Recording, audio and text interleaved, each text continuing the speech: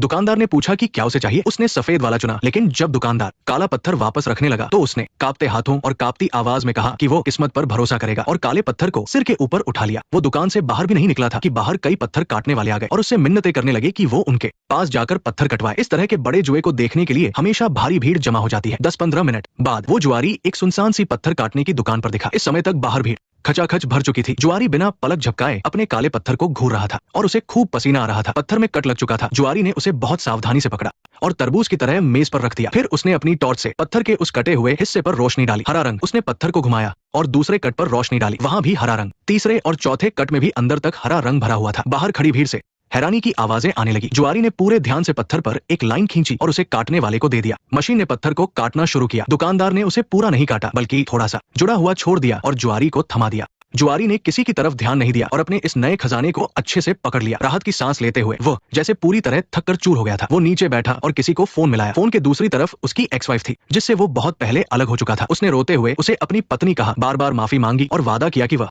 उसके लिए सब कुछ खरीदेगा। अचानक उस पर बहुत सारा पैसा आ गिरा था। तभी पत्थर की दुकान का मालिक वहां आया और उसका पत्थर छीनने लगा। असल में जुआरी ने पत्थर खरीदने के लिए नकली नोट दिए थे। उस आदमी ने पत्थर को कसकर पकड़ लिया और जोर जोर से चिल्लाने लगा। उसने चीखते हुए कहा कि दुकानदार को पता चल गया है कि ये एक बेहद कीमती पत्थर है, इसलिए वो धोखे से इसे वापस लेना चाहता है। लेकिन दुकानदार इस बात पर अड़ा था कि उसके पैसे नकली है। बहस के दौरान जुआरी ने देखा कि दुकानदार के साथ बहुत सारे लोग हैं और वो उनसे नहीं जीत पाएगा, इसलिए वो एक कुर्सी पर खड़ा हो गया और धमकी